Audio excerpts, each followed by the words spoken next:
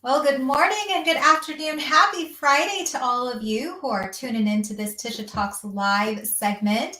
I am so excited to bring on this lovely lady. This is Roseanne Riley out of New York, and she is with Hands of Time Healing LLC, and we are talking about managing stress and anxiety. And I know that there are times, Roseanne, where we're like, oh my gosh, I'm just going into a panic mode right now. Yeah, yeah, that's me right now. Probably. We were just talking about getting into her StreamYard, and she's like, I have to download this. I'll be right back. And I think that, as a host, you're like, okay, I hope she makes it. I hope we're good.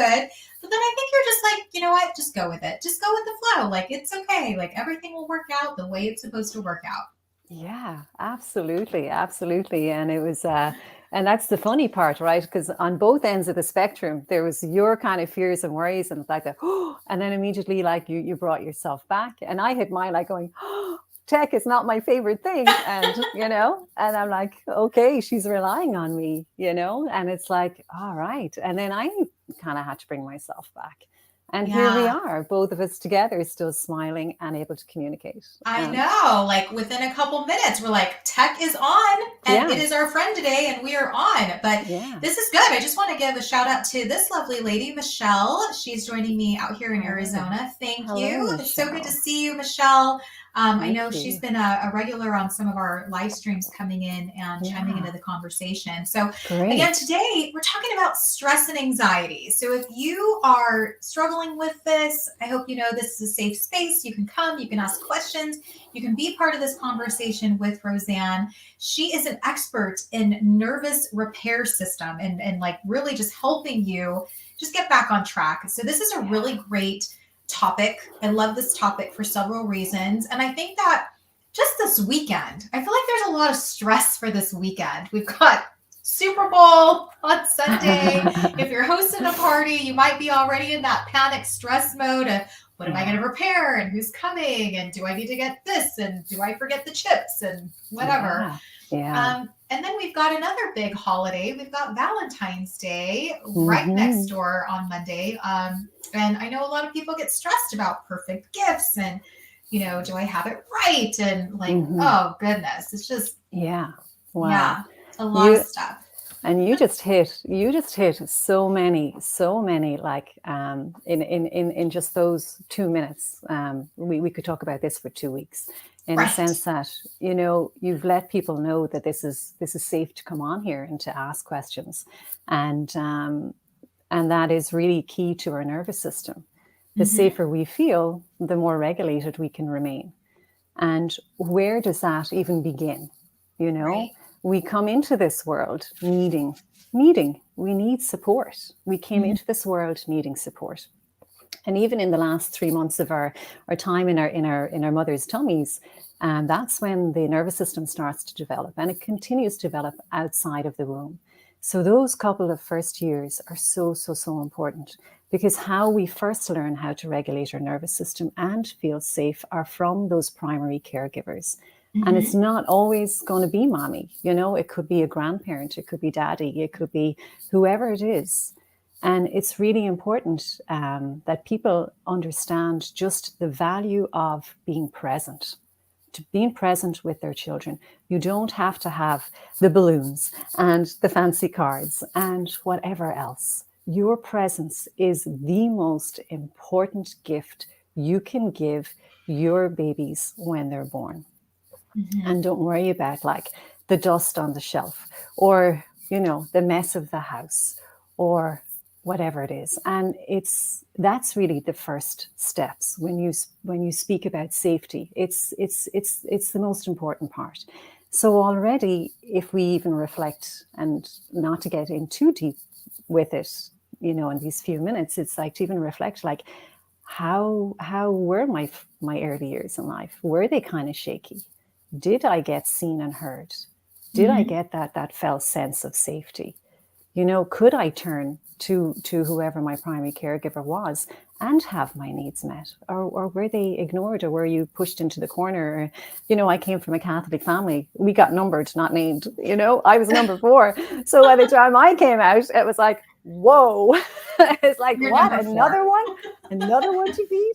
and look after. So it's like these little things to just like help us to reflect, like going, just because we feel shaky, just because sometimes we maybe haven't had that greatest early start, it doesn't mean that there's something personally wrong with us. It just means that our nervous system just didn't get that early nourishment. But we can, at any stage in our lives, begin to give that to ourselves. And as you openly and in your opening, you already did that for me and for everybody else who's watching here by saying those simple words. It's safe for you to be here. And then after that, I know that's true because I'm watching your face and I'm listening to the tone of your voice. And this is all part of our nervous system. Because when we begin to feel afraid, if we feel like we have to defend ourselves, what are the first things to change?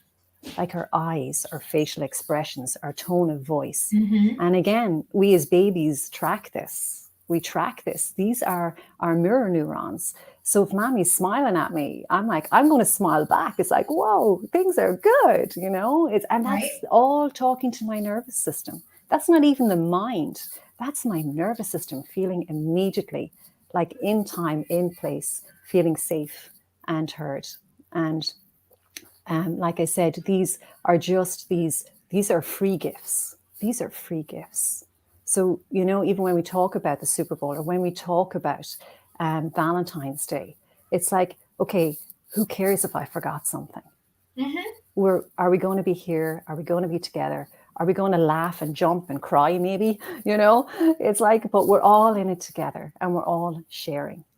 And that, this whole part of our evolution and that whole sense of like we don't survive well alone.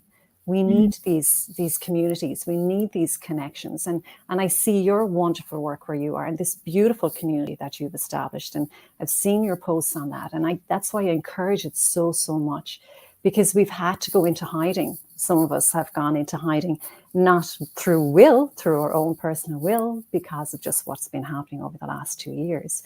Mm-hmm. But it's so important for people to understand that start coming out. And fair dues to any of you who were at home, who did establish these online groups and these online chats and these online places for people to come and to share, because that maintained that element of social connection, which is vital to our nervous systems. And if you want a cool little nugget, okay, I don't like getting too sciencey, but I do like the science. And I like the faith, I like the spirit, I like the science too. I just like a big pot of everything that's great. I don't like leaving out anything or excluding, anything. And it's just like there's these magical little things called tachykinins, okay? And these become released way more frequently when we feel isolated and neglected. Okay. And what these things do are they fire up our fear center in our brain. Mm-hmm. So if you have been feeling extra high levels of anxiety, of fear, of terror, of panic, of even worry, those rumblings in the backgrounds, and you've felt that increase over time, and you're still in that socially isolated state and place, like just know that like that's our neurochemistry working. A lot of times it's our neurobiology, it's our physiology that's really making decisions for us. And the more aware of our own bodies we can be, and of all these tiny little nuggets, the less personally we need to take it, the less hard we need to be in ourselves to say, like, maybe that voice comes in and says, oh, you're just weak, or you've just got a bad attitude, or you've just this, that, and the other. And that's, so many people go into that place. And that's when I like to reach in and go, hang on here a second. Let's just step out of that place. And let's just kind of really have a look at what's happening with the body. So when we think about anxiety and stress, there's all these little parts that play that huge role. It's like love, right? It's not one big thing. It's a million little things. And it's the same with our bodies. And they all add up.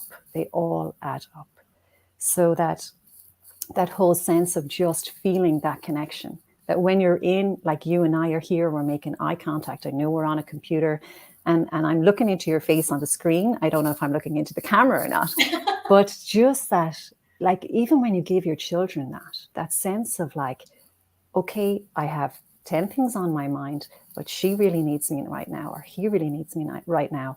And if I can just give that 1 minute, even if it's just 60 seconds of complete attention, drop the hands, feel your feet on the ground and go, okay, I can give you this right now.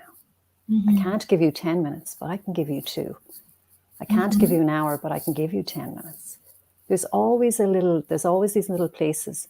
And then to find those places for yourself. And as you spoke about earlier on this week, we were talking about like self-care, self-love.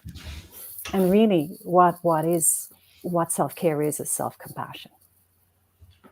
And I know myself, I struggled with it for years. This sense of like taking care of myself was a selfish act. I grew up believing that. Like my religion really kind of laid that in. Like you've got to keep giving. If you've got 2 of something, you've definitely got to give at least 3/4 of it away. Whatever it Mm-hmm. is, and it really felt like it was this bad thing to really like even ask like, what are my needs? I didn't start asking that until I was like in my late 30s, early 40s. And I still sometimes have to catch myself and go, no, this is okay. This It's is, okay. yeah, this Yeah. is okay. This is okay. And it's not even the big things again. It's like, I can actually make myself my favorite cup of tea, or it's these tiny little things. Like, I have time to put on that mascara because I just want to feel like my eyes are brighter today? Or can I just be still just for 60 seconds are powerful? Mm-hmm. And even step into that place of, if there was nothing to fix right now, what else could I be possibly feeling? It's like, wow. I was sharing, Roseanne, that I am in this Empowered Wife and Women's Club. And before I start, I want to just give a shout out to Bruce Carnahan, who's joining us, and Samuel Fattori. He was just saying 100% true. Absolutely. And just to echo what you had mentioned, Roseanne, I don't think that I really started doing more of that self-care until like my late 30s, early 40s too. Yeah. So I think that maybe like sometimes we're in just that mode of everything for everybody else, and then we're so depleted that we can't give anything back to ourselves. But if we think about self-care, like you just mentioned, putting mascara on my eyes, giving myself a 60-second break, taking like a little nap if I need it. Like those are all such great self-care things that we can do that don't require a lot of time, but that instantly give us that boost, that instantly, I'm sure, repair that nervous system and help us to not be so anxious. Yeah. It just resets us. Yeah. And they're important little resets. And that's exactly what they are. They're kind of like these little resets. And then to kind of like build upon those resets is to kind of really think about self-care in a long-term sense. So there's these little things that we can do that help us feel like we're looked after, that we're being seen and heard too. And it's even like, dropping into the body and like going, wow, I do feel a little shaky right now. So you don't like abandon or disown yourself. And the more you can do that for yourself, the more, again, you can be truly present for other people. It's like you're grounding in yourself to be able to open up to others from that grounded, centered place. And when we're talking about the nervous system, that's really what we're kind of always trying to like kind of come back to, if you like. And it's not that it ever goes away, but it's that sense of being tethered to that place of grounded in me as I open up to you and to we and to more than that, without losing that groundedness, so that when those storms arrive, that you can stay tethered to the eye of the storm. So it's almost like you're in it, but you can still stay tethered to that anchor that's within you that says, okay, I'm here. What is this level of challenge that's here right now? How well resourced am I to cope with this? And really and truly, my body might be heading off into that real shaky place, because sometimes our nervous system wants to make all those choices for us. And when we allow the nervous system to make those choices, it's very evident that we're kind of in that place where we need that repair. And it's always like an interesting question to come back and ask. Like you asked a really big question this week, like what is the biggest stress for 2022? And in reflection of that is the bigger question to ask is, why is this so big for me? That is a great question. What is underneath this? And it's not always that we have the time to really go into that deep investigation, but it's even just that reflection inwards, and you're dropping into your body from that grounded place, looking out into the world going, you know what, everything's kind of basically okay. Yeah, Super Bowl is coming on Sunday. I've got 1,000,010 things I'd really like to do. I want to put the umbrella on these little food things. I want to have it, tasting great, or want it to be this experience for yourself and everybody else. But when you feel like you're getting really overwhelmed and carried away by it, it's like, whoa. It's like, what is basically okay right now? Like, it's always that sense of the roof is still on the house, thank God. Right. The ground is still stable beneath my feet. And that can be enough to kind of, tamp down that nervousness, that anxiety, and those automatic conditioned types of reactions and thoughts that go with them. I think that, I mean, you just mentioned, like we were talking about Super Bowl, and shout out to Royce Blake saying, great show, Tisha. Thanks so much, Royce. Thank But you. it's just, like I think we just as individuals, we do put a lot of pressure on ourselves. Like you were like, if you were to put those little umbrellas on the little cupcakes that you've got, like, is it going to make or break your party? Is it really going to make a big difference in the grand scheme of things? Or are you just doing more than you really set out to? Like, can you take a step back? I like what you said, even just the term of being grounded, just really thinking of it. Is that creating more stress in your life? Yeah. Like looking at the bigger picture. And you're right. I did ask that question of what do you think is the biggest stress that people are experiencing lately? And even in your comments, you said, I think it's really different for every single person if they really unveil that to say, what is the biggest stress? What's causing the stress in my life? Yeah. Yes. Yeah. And, this is just when we come home to that word stress, it's so big. It really is so big. So what I really want people to understand is that too much stress, chronic stress, where you've got those stress chemicals firing through your body, coursing through your veins on a daily basis, is very, very, very bad for us. And on the other hand, too little stress is very, very bad for us. So we need a certain level of stress to help us kind of work to our optimum, to kind of be in this world. And that kind of element of stress and the release of those hormones, we actually even need them for our immune system. It's an immune response. That's what helps us fight infection. Is this like, whoa, And then we have these kind of medium stressors, So maybe preparing for the Super Bowl would be considered a medium stressor. We know there's an end in sight. And we can kind of keep this kind of goal of, how valuable is all of this to me? And the value of that goal helps us kind of cope with the stress better. So we can kind of go through things like, you trained to do push-ups, right? So you were doing your lat pull downs and you were preparing yourself for these push-ups. And it wasn't stressful at the time, but it was like managed stress. Right. And that's kind of very helpful stress as well. When you feel like, the normal course of action is we get activated, we do what we have to do, we deal with it, and then we deactivate, and then we recover, So and like you and I had that at the very beginning of this show. My tech went down. You were wondering, was I going to show up on time? So we had that moment of activation, and that's normal. That's normal, right? But we're all grand. Here we are, Here we are. We deactivate and we recover. So what's happening in the world a lot, and even in our children's world, is that we're not getting that quality of recovery. So we're not really coming back down to that baseline state where we feel that element of calm focus, where we have that sense of relaxed yet alert with a sense of stability and ease. So we're getting into these places where we never quite come home to that place. So we end up always kind of starting out on this level of activation. that never quite maybe gets to kind of really come down. And we can really feel that our bodies really tell the story. They tell the truth. Our bodies always tell the truth. The mind will want to play tricks a little bit on us.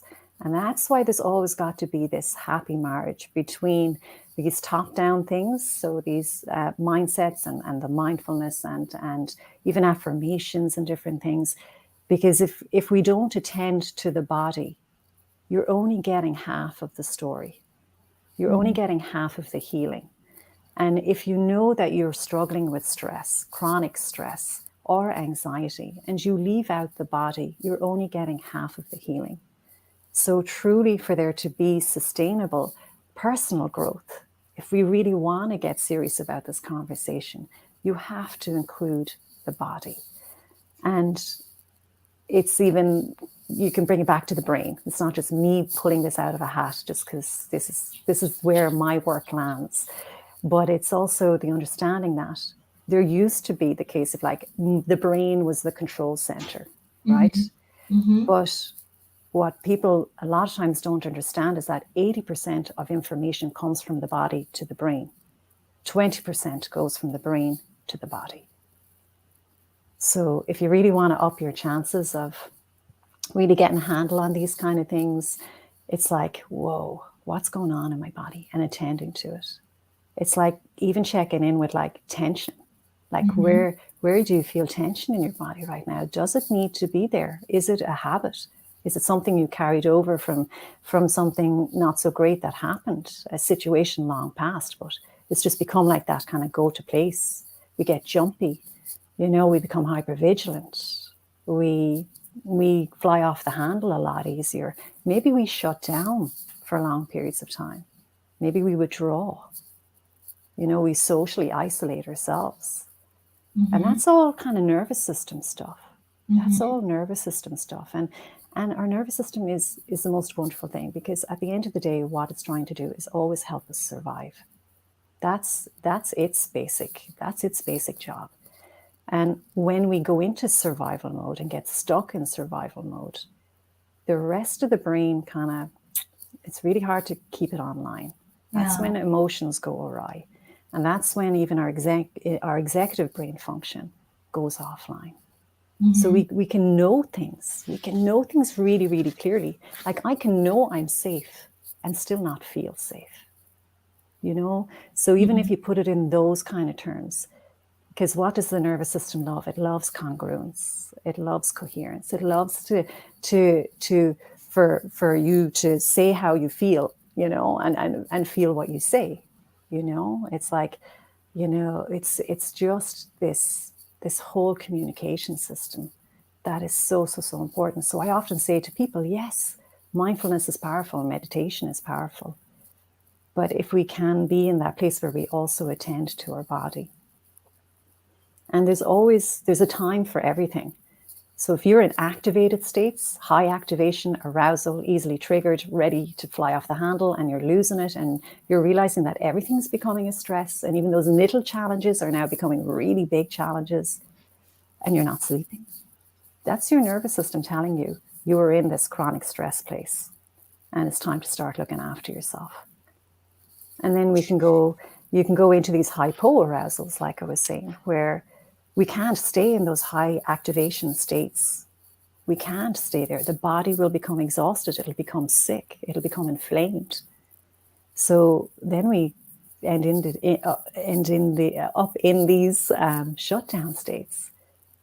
So there's knowing the language of your nervous system, and also knowing when to down-regulate and when to up-regulate. Because if you need to up-regulate and you're using, say, meditation as a resource, it's not really going to get you back up to the baseline. It's kind of going to keep you, and it may feel like a calm state, but is it a true calm state? Like, have you come back to feeling safe to socially engage again? Have you come back to feeling excited about life again? Have you come back to being able to acknowledge the simple pleasures in life? So a lot of times people see it just from the activation, the anger, the agitation, the anxiety, the flighty stuff. And they Mm-hmm. forget about it. They forget about this other end of the scale where we can go into these shutdown states that can look like calm. Like there can be people in your office that look like calm, seem like they're walking like calm and talking like calm. And it's almost like they're still not really present. Mm-hmm. So that's kind of your nervous system going into that other part of survival. That would be like if it was in a long-term kind of situation. That's kind of like an extended freeze response, if you like. And Yeah. so it's interesting. I was having a conversation actually with Bruce just yesterday. We were on a call and I was telling him how just the last couple of days I had this massive headache, Roseanne, Mm-hmm. massive headache. And I had taken several naps and was like, I don't think I'm ready yet. Like I'm just going to listen to my body. And I think it's just really is so important for you to just take that warning Yeah. sign in of what does your body Yes. really need? Yes. Can my brain physically do this work right now? But am I in it? Am I present? Am I going to do Mm-hmm. the best work that I can? Mm-hmm. And I did. I was like, I took a day and a half of just rest, Great. Great. you know, Yeah. Yeah. and you need to do that because I think Yes. that I would have, like you just mentioned the word agitated, frustrated, like I wasn't just Mm-hmm. in the right place. Yeah. Yeah. So if I kept pushing myself, then Mm-hmm. I Mm-hmm. know that would have so much more stress Yeah. Yeah. on the days Absolutely. ahead instead of being like, all right, you know what, body, you're telling me, just take a break, Tish. You're going to be fine. Just like Yeah. relax. You can always Yeah. get back to this and Yeah. all is fine. Yeah. Yeah. Absolutely. And you said the word time. Why does it always feel like we never have enough time? Yeah. And it's like to be able to just step back from that for a minute and say, okay, if I don't give myself this time to look after myself right now, you know, it's like what quality of time have I really got? And how Right. long will I have that quality of time? Right. So it's and with the head, like with regards to headaches and tension headaches and whatever else it is, it's like even for you when you kind of were their little primers, sometimes that's the end of the sentence. Like that's the full stop, maybe is the headache. So it's like to come back, because one of the most powerful things you can do for your nervous system is to have good posture. Is to Mm-hmm. have good posture. And what are so many of us doing? We're on screens and we have this kind of, and I'll turn to the side if that's Oh, and okay with you, I'm Tisha. like, maybe I need to sit up straight a little. So we can have this like this kind of posture a lot. Okay. So where does that create tension? Right underneath the occipital bone. Okay. We Uh-huh. have 10 muscles in there, loads of little muscles in there. And when those muscles get constricted, they prevent blood flow into the major artery to the brain. But also, it's got that connection with a vital nerve in relation to our nervous system for kind of bringing in the calming part of our nervous system. It's like the braking system of our nervous system. It's called the vagus nerve. And it's kind of bringing in the restriction of blood flow even to that nerve.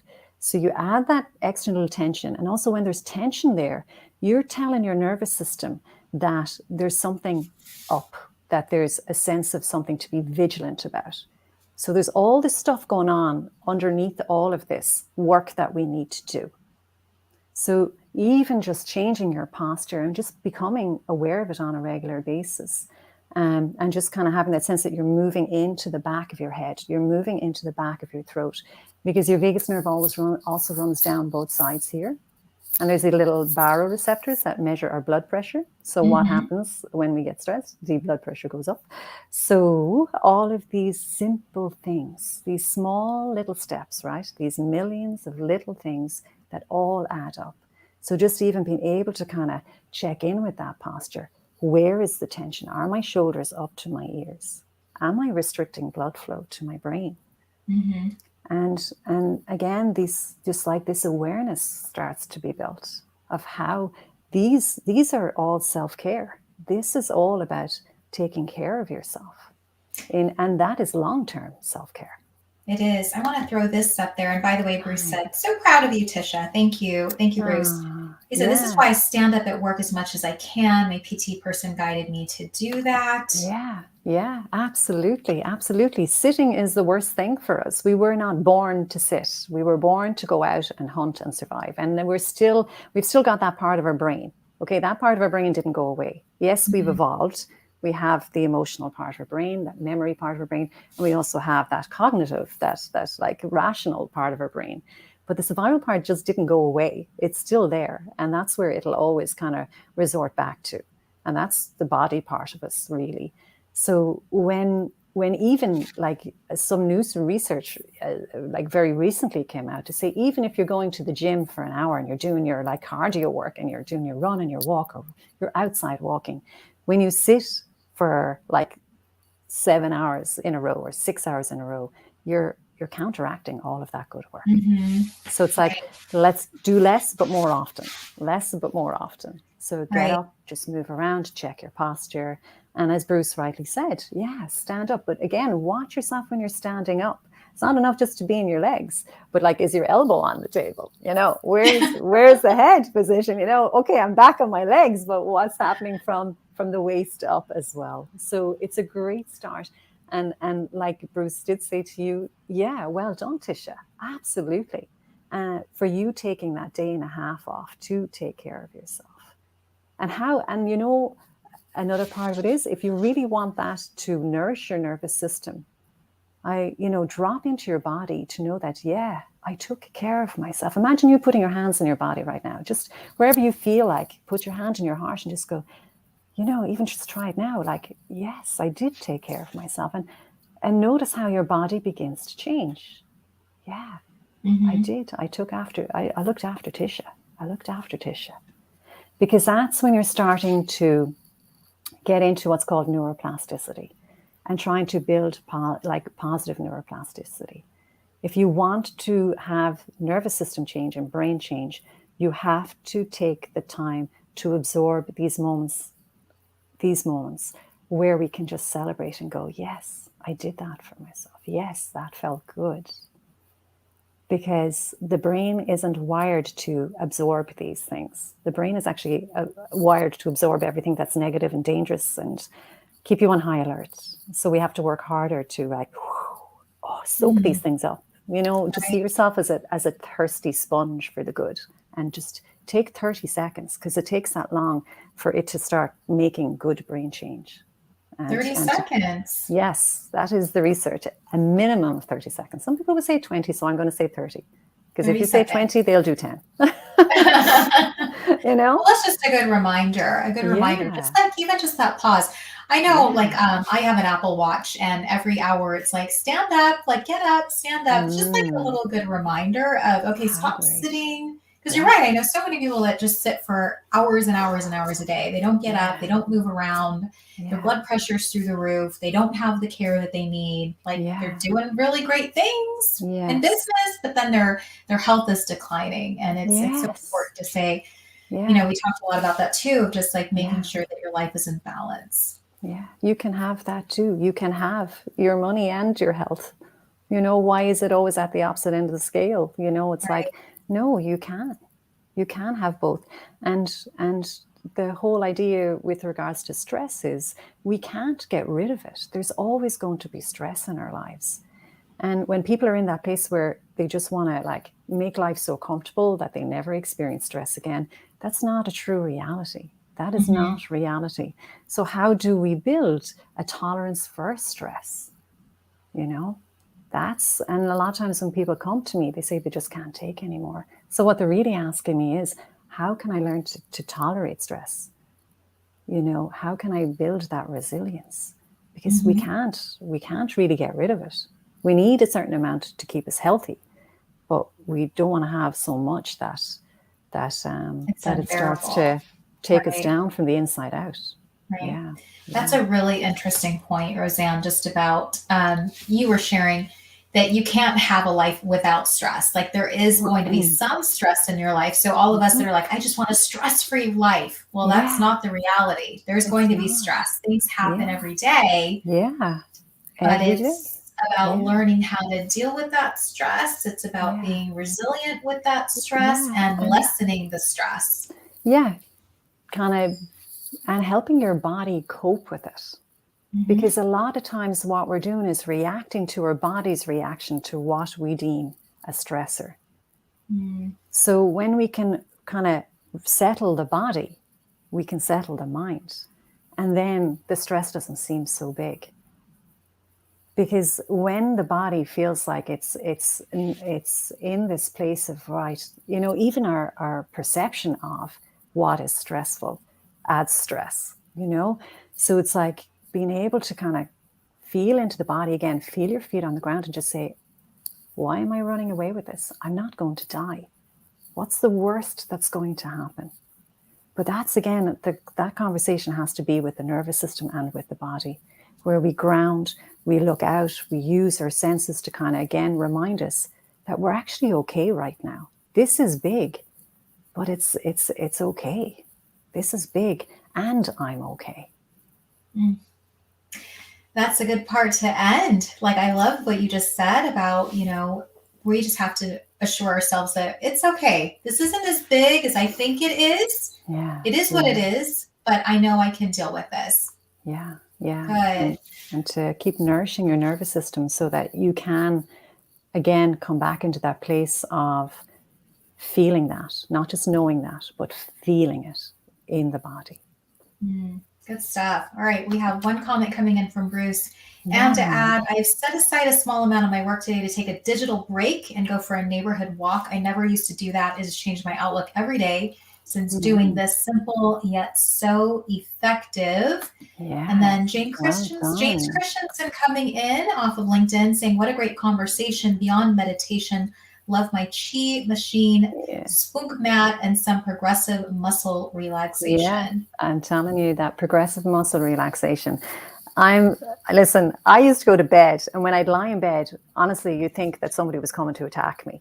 That's how I used to sleep. I would sleep like this, Oh, so like tight. this. And then it was like as the years went on, I'm like going, what, where did this come from? Why am I in this state? I'm like, and then it's like, sometimes it's really hard for people to just relax. And that's why when your guest just mentioned progressive relaxation is so important, because if we have experienced terror and if we have been attacked, or if there's any kind of underlying stuff in relation to the body where it doesn't feel safe to let go, and what feels safer is to be tight and contracted, a gateway in there is to start with a contraction and just feel it, because that's what feels safe.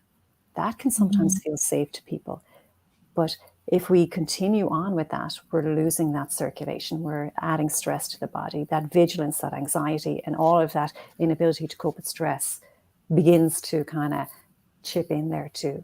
So that gentle body, like, contract and even just work with one part of the body, and just notice how it feels just to work, even just with your hand, just even one hand or one foot, without having it to feel like you have to let the whole body go, because that can feel really scary for some people. Right. So I'm again, sure.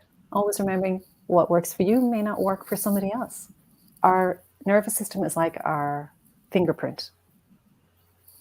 It's like it all has its own imprint, depending on how we've experienced life and what we've experienced in life. Thank you so much, Tisha, for being here Thank and for all the you. shares. Yes, thank you so much, Roseanne, for joining me. And Roseanne is out in New York, so I hope you're dealing with the weather okay. I know a couple of these gentlemen are here in Phoenix with us, where we're hitting Nice. 80-degree weather. It is Woohoo! very, very warm. Nice. Yes, Yes, it's yes. warming up a little bit, so great. Yeah, yeah. Good, good. All Okay. right, Roseanne, let us know how people can find you. I'm going to go ahead and put your website up here too. I know you're on LinkedIn, and that's how we connected. And Yeah, yeah, tell us how people can find you. I know you're on a couple of other platforms, and shameless yeah, plug if you have something going on you'd like to share. yeah, yeah. This is the hardest part for me. I don't know how to do this part, and I feel like you've already done this part for me. So my shameless plug is just to say thank you. Thank you for having me here. You're welcome. Well, That's thank you so that's much for that's being on. I'm always looking yeah, for guests with great topics, and yeah, especially ones that can add value to the audience if they're yeah. looking to learn. And you have done an amazing job Mm, of being able to share your knowledge and your expertise about nervous system repair. yeah. And so I just want to say thank you for being on with me. Yeah, thank you. And just to let your guests know that if they are in this place, it's like remember that it's not something that's innately wrong with them. It's just Right, a nervous system state. That's all. right. And it could just be hijacked. And know there's lots that you can do. You're not stuck with it. You're not stuck with it. I know my biggest takeaway that I shared just a couple minutes ago is that I didn't realize that you could have a zero stress life. I did not realize that, That you Roseanne. I'm can, like, that is my goal. No stress, yeah, no stress. Just yeah, everything is effortless. And I'm yeah, like, is it yeah, realistic though? Probably yeah. not. Probably We not. can bring ease into it for sure. Sure. We can, and that's what it becomes like. How do we engage and interact with it more so than can I get rid of it? Because that's Right. defense. That's your nervous system already heightened to like go, I am not happy with this, and you want to protect yourself from it and you want to defend against it, and that's a nervous system state too. So it's like, how can I bring more ease into it? How can I enjoy this a little bit more, you know? Right. And remember, there's a big difference between that kind of stress and trauma stress. We definitely don't want to enjoy trauma stress, that's for sure. So Yes. there's that Well, and difference. on that note, like we were talking about Super Bowl quite a bit today. And if you are Mm. hosting Super Bowl, do not let it stress you. Remember, it's about being present in the moment with the people that Mm. came to enjoy the day with Yeah, you. yeah. And yeah, they don't care about the little umbrellas on the cupcakes. They don't care if things are Rams colors or Cincinnati Bengals colors. Oh my They goodness. just don't care. So They're let that they're go. Let it go. exactly. And if you do like want to do all of those things, at least like have fun doing it. Have Yes. fun doing it. And Yes. and and just like bring some laughter into it and like go, huh, put something in upside down. Do something spontaneous that could just be funny and could make you laugh and be that little interruption that says, whoa, I'm really letting this get to me. And now I'm not enjoying it anymore. Yeah. Why? It's like come home and go, whew, how can I make this a little better for myself? I think that's such a great question that you just said of why am I not enjoying this anymore? Mm, That's a great question, mm, Roseanne, because then it'll really make you think of what are the stressors that I'm having where this is not fun. Like yeah, it makes you question, why am I doing this if it's not fun for me anymore? yeah, yeah, So that's a yeah, great question. yeah. Well, so good. Thank you so much for everybody who tuned in to the live and who are watching the replay. I have some great snippets that I'll share next week with Wow. everyone. And Thank you. what's on deck next week. I'm very excited that I have John Mann and Anna Mann. They are husband and wife, and John is the co-author of the Go Giver series with Bob Burke. So if you've ever read the books, The Go Giver, my favorite books of all time. And they are coming out with the Go Giver Marriage. So thought that was Wow. fun for coming up since it's going to be Valentine's Day next Monday. Happy Valentine's Day to everybody. And yeah, good stuff. Like Yeah, I'm excited yeah. about next week's topic as well. So thank you, Roseanne, for being here today. Thank you. And yeah, Bruce asking, why Mm. am I not enjoying this anymore? $1 million question. That is the $1 million question. If you are not enjoying it anymore, and trust me Yeah. when I say this, Bruce, I've had to question that in some of the businesses that I've had. And if it was like, Mm, don't really care for this anymore, it was a very easy decision to mm, say, mm-hmm. moving on, moving Yeah, on, letting yeah, it go, moving on. yeah. And just one little word about that, enjoying yourself. A sign that your nervous system is in dysregulation is when that ability to enjoy begins to become diminished. Mm-hmm. So it's like, you know, it's kind of like that, just that gentle play. It's like that. Have you stopped laughing? Have you stopped smiling? Those like those kind of little things are all a sign that your nervous system's getting a little locked up. And there's simple things you can do to whew, unlock it. Ooh, get some space in there. Yeah. Good point. All right. Well, thank you for that Thank million you. dollar question, Bruce. And thank you so much, Roseanne. Yeah. And to everybody, again, have a great weekend. Happy Super Bowl. Happy Valentine's Day, and be safe. And I'll see Hmm. you back here next Friday for another Tisha Talks Live at 10:45. Have a great Thank one. you. Thank you so much, Tisha. Take You're care. very welcome. Bye-bye. Bye.